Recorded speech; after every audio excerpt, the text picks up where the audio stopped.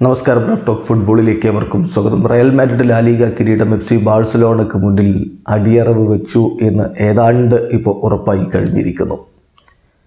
ഇന്നലത്തെ ലാ ലീഗ മത്സരം റയൽ ഏകപക്ഷീയമായ 2 ഗോളുകൾക്കാണ് പരാജയപ്പെട്ടിരിക്കുന്നത്. റയൽ സോസിഡാഡാണ് അവരെ പരാജയപ്പെടുത്തിയത്. കരീം ബെൻസിമയും വിനീഷ്യസും ഒന്നും കളിക്കാത്ത മത്സരമാണ് എന്ന് ആശ്വസിക്കാമെങ്കിലും യുവേഫ ചാമ്പ്യൻസ് ലീഗ് അടുത്തു വരുന്ന ഘട്ടത്തിൽ ടീമിനേറ്റ തോൽവി ആരാധകർക്ക് ആശങ്കയുണ്ടാക്കുന്നുണ്ട്. ചാമ്പ്യൻസ് ലീഗിലെ സെമിയിൽ റയൽ മാഡ്രിഡിൻ്റെ എതിരാളികൾ മാഞ്ചസ്റ്റർ സിറ്റിയാണ്. ഇന്നലെ റയൽ സോസിഡാഡിൻ്റെ മൈതാനത്താണ് കളി നടന്നത്. ടെക്കഫുസ കുബോയും ആൻഡർ ബറങ്സ്കിയുമാണ് റയൽ സോസിഡാഡിൻ്റെ ഗോളുകൾ കണ്ടെത്തിയത്. വിനീഷ്യസും ബെൻസിമയും ഇല്ലാതിരുന്നതുകൊണ്ട് മുന്നേറ്റങ്ങളുടെ ചുക്കാൻ ഏൽപ്പിച്ചുകൊണ്ട് ആഞ്ചലോട്ടി കളിക്കളത്തിലേക്ക് വിട്ടത് റോഡ്രിഗോ, ഡയസ്, അസെൻസിയോ എന്നിവരെയായിരുന്നു.